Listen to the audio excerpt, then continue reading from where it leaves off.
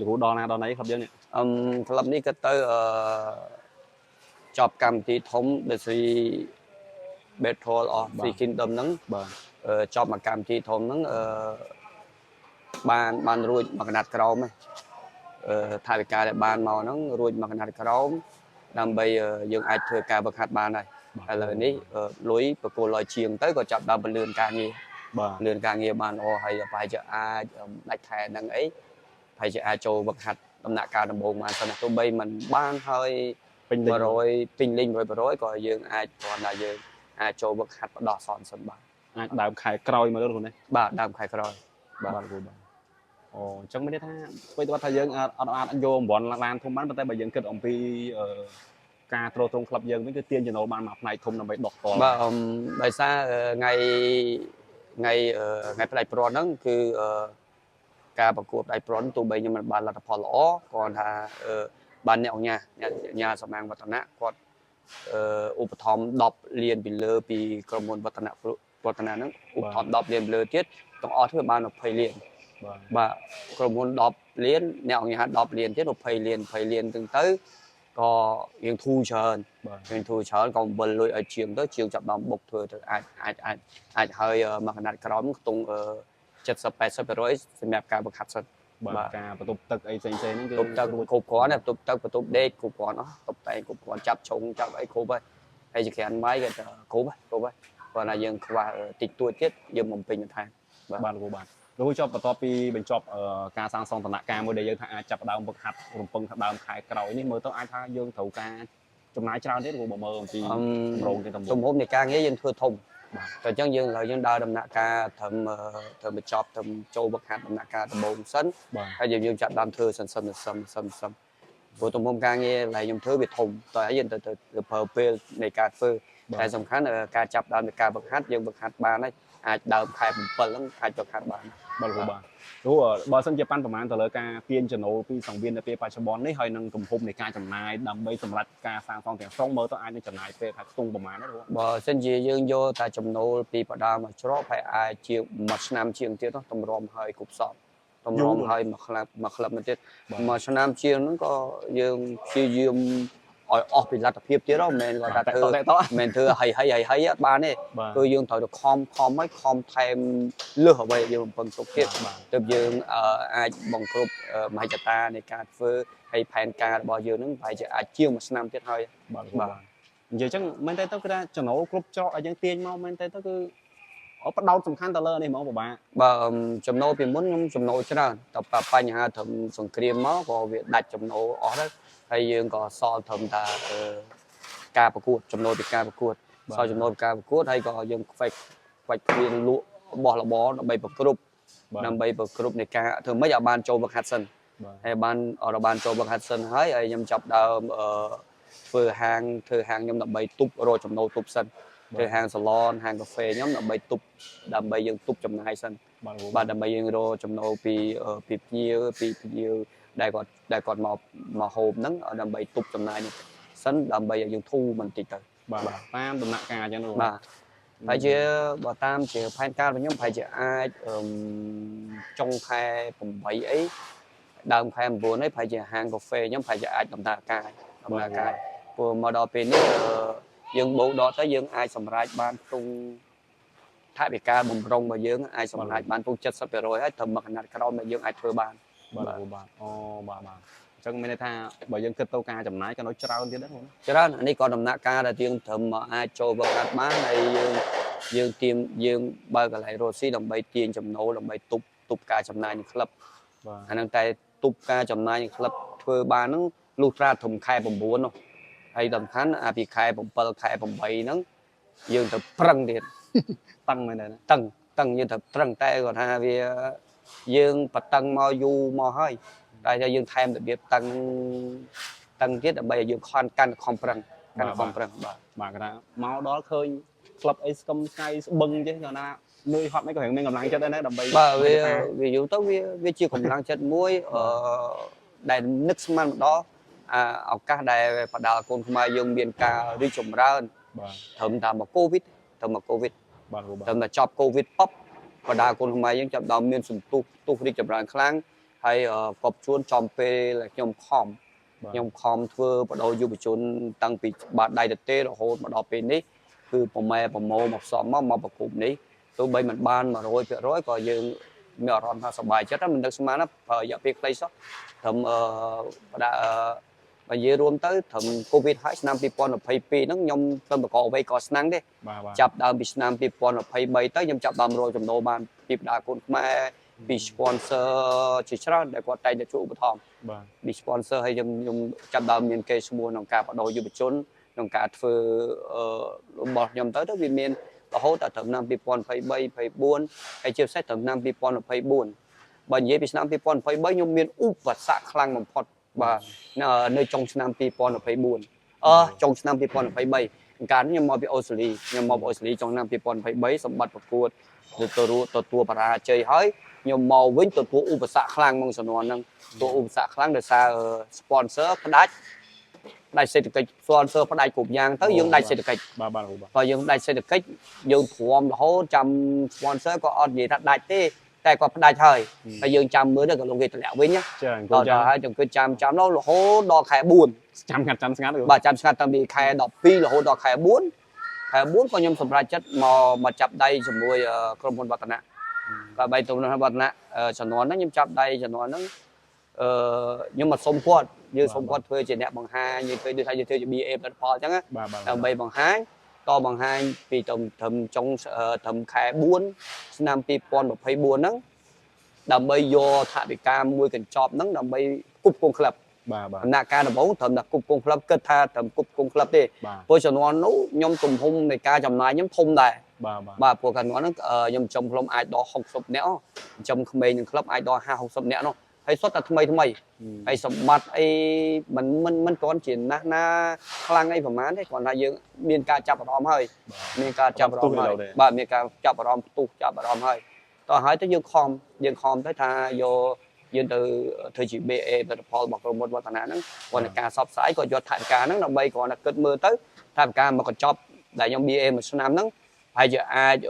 គប់គងក្លឹបបានកន្លះឆ្នាំបានតែ6ខែទៀតដល់បាន6ខែខ្ញុំគិតថាយើង6ខែទៀតយើងប្រឹងដើម្បីបង្គ្រប់6ខែទៀតដើម្បីឲ្យមានដើម្បីឲ្យ6ខែហ្នឹងឲ្យសិស្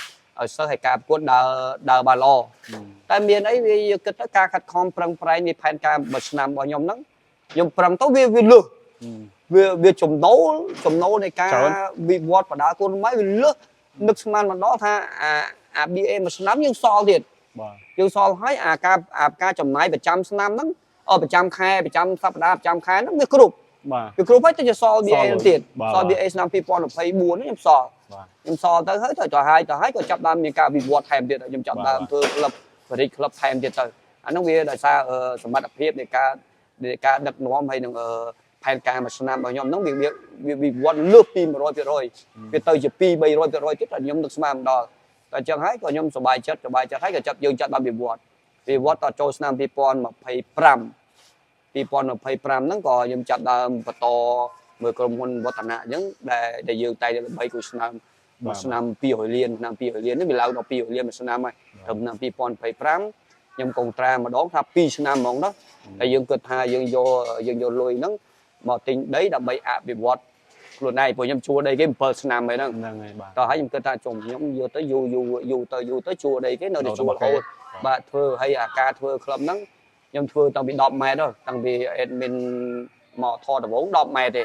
រហូតខ្ញុំជួលដីហ្នឹងខ្ញុំជួលដីដែលទីតាំងក្លឹបបច្ចុប្បន្នហ្នឹងជួលបរិចទៀតជួលបរិចរហូតដល់17ម៉ែត្រ133ហើយនៅជាអៀតទៀតបាទសឹងតែ1ជា2ទៀតនៅជាអៀតទៀតហើយជាអៀតហើយមកក្លឹបខ្ញុំធ្វើលំពេញអស់លេងគាត់ធ្វើលំពេញអស់ទៅវាបោកលុយធ្វើហ្នឹងបោកចូលចូល30000ដុល្លារគាត់ធ្វើក្លឹបគាត់ធ្វើលើដីចាស់គាត់ធ្វើដីចាស់រាល់ថ្ងៃហ្នឹងហើយយើងជួលទៀតណាសរុបទៅធ្វើអស់តោះហើយក៏មានបំណងថាបើសិនជាយើងនៅតែបន្តជួលវានៅតែជួលរហូតហើយគាត់យើងទៅទំពឹងចង់រកអ្នកជួយក៏ពិបាកជួយតែអញ្ចឹងក៏ជំនះទៅហើយក៏គិតថាឆ្នាំហ្នឹងខ្ញុំមុនបងខ្ញុំគិតថាខ្ញុំចប់ត្រឹមហ្នឹងណាតែមួយឆ្នាំបានហើយព្រោះខ្ញុំចូលចិត្តឯករាជ្យខ្ញុំចង់ធ្វើអ្វីដោយតាមអារម្មណ៍ផ្លូវចិត្តរបស់ខ្ញុំធ្វើទៅវាអត់មានសភាពផ្លូវចិត្តតែយើងទទួលថវិកាហើយយើងត្រូវធ្វើការយើងត្រូវមានទំនួលខុសត្រូវ តតំលួខុសត្រូវហ្នឹងវាធ្វើឲ្យយើងវាចាំកាន់តែគិតកាន់តែច្រើនណាតកាន់គិតកាន់តែច្រើនទៅហើយបានទៅភាសាមួយគ្រួសារខ្ញុំឥឡូវនេះក្រុមហ៊ុនគាត់តម្លាក់ឲ្យមួយឆ្នាំឡើង200លាននេះបើសិនជាមិនយើងយក2ឆ្នាំទៅព្រោះដីណាតម្លៃត្រឹម100000អីទៅយើងមកបើកក្លឹបមួយដែលទីតាំងរបស់ខ្លួនឯងតោះហើយប្រពន្ធខ្ញុំគាត់គិតគាត់ប្រាប់ថាបើសិនជាយើងយកយើងសល់យើងយកយើងសល់ហើយក្មេងៗយើងគាត់មានថវិកាសម្រាប់ជីវភាពរបស់គាត់ទៅវាគ្រាន់បើតោះហើយខ្ញុំគិតហើយបើចិត្តខ្ញុំអត់យកទេខ្ញុំគិតខ្លីខ្ញុំថាយកជួយក្បាលយើងទុំបាទយើងទំហំការងារដែលយើងហ៊ានទទួលទឹកប្រាក់បែបនេះវាធំទំហំការងារធំតោះចុងវាប៉ះពាក្យទៅច្រើនតោះហើយគ្រួសារខ្ញុំក៏ឲ្យយោបល់គាត់ថាបើយើងសំក៏អត់សល់ដែរហ្នឹងហើយបើយើងច្រឹកយើងដូចច្រឹកខ្ញុំអញ្ចឹងតែមានអស់មានអស់មានធ្វើមានអស់ហ្មងតែអញ្ចឹងហើយគាត់តែចាប់ដើមឲ្យយោបល់ថាឥឡូវយក2ឆ្នាំបណ្ដោយទៅយើងសុំគាត់2ឆ្នាំមើលក៏លោកគាត់អាចឲ្យយើងបើយើងយកមកធ្វើការអភិវឌ្ឍទេយកមកទិញទីតាំងទិញដីទីតាំងមួយដើម្បីធ្វើក្លឹបប្រដាល់អាជីពមួយទៅដើម្បីធ្វើការបដិបត្តិទៀតតោះហើយខ្ញុំលើកសំណើខ្ញុំទៅអ្នកអង្គញាទៅអ្នកអង្គញាក៏គាត់យល់ព្រមបាទយកព្រមទៅក៏សុបាយចិត្តក៏ចាប់ដើមរកទីតាំងបានទីតាំងហ្នឹងបានទីតាំងក៏បានចាប់ដើមធ្វើទៅក៏ជួបឧបសគ្គច្រើនទៀតបាទទៅជួបឧបសគ្គច្រើនជួយទៅវាសំខាន់យើងដឹងមុនដំបូងហើយក៏យើងបានពីបដាគុណខ្មែរនេះយកមកធ្វើទាំងអស់បាទហើយដំណាក់កាលដែលខ្ញុំចាប់ដើមធ្វើហ្នឹងដំបូងផុតគឺខ្ញុំទៅត្រឹមទៅអូស្ត្រាលីនេះខ្ញុំទៅអាមេរិកជើងទី1ជើងទី2ជើងទី1បានចាក់ដីបាទជើងទី2បានធ្វើលបងជើងទី1ជើងទី2បូកចូលនេះបានធ្វើលបងចាក់ដីទៅអាមេរិកឆ្នាំ2025បានភូបានចាក់ដីហើយបានខ្ញុំចាប់ដើមធ្វើបានខ្ញុំចាប់ដើមធ្វើក្លឹបសាងសង់មកមុនដំបូងខ្ញុំថាធ្វើទំហំតូចទេតដល់ហើយយើងចេះគិតទៅបាត់ចូលធ្វើដែរធ្វើឲ្យអាខ្លែកខ្លាក់ដែរនឹងធ្វើទៅអីព្រោះដីនេះដីយើងកម្មសិទ្ធិយើងទិញដាច់ហើយយើងប្រើមកឆាកជីវិតចុងក្រោយនៃខ្ញុំហ្នឹងខ្ញុំប្រើរហូតហើយអញ្ចឹងខ្ញុំគិតថាបើធ្វើឲ្យពេញលក្ខណៈជាកន្លែងមួយដែលបណ្ដុះដែលគ្រប់គ្រាន់ដែលគិតទៅមិនខ្វះខាតអ្វីមួយដែលយើងដាក់មកឲ្យតែក្មេងស្ដាប់គឺបានផលចឹងមកតោះហើយក៏ចាប់ដើមធ្វើទៅក៏ចេះរីកទៅបាទអូបានរហូតមកដល់រងថ្ងៃនេះក្លឹបនេះគេថាមានតម្លៃសរុបបើយើងគិតពីដីពីការទំហំនៃការសាងសង់វាលោធ្វើលក្ខណៈច្រើនបើគិតមកដល់ពេលនេះខ្ញុំលក់អស់ហើយខ្ញុំលក់អស់ពីខ្លួនដល់លេងមកដល់ពេលនេះលេងទេហ្នឹងវិនិយោគខ្ញុំមកវិនិយោគនៅទីតាំងកន្លែងខ្ញុំដើម្បីបដូរយុវជននេះខ្ញុំមកធ្វើហើយមកដល់ពេលនេះទៀតសំខាន់ថ្ងៃបញ្ចប់កម្មវិធីមកសរុបថវិកាមកហើយសពជួនអ្នកអញ្ញាសម្រាប់បណ្ណាឧបត្ថម្ភមកថែមទៀតបាន20លានហ្នឹងក៏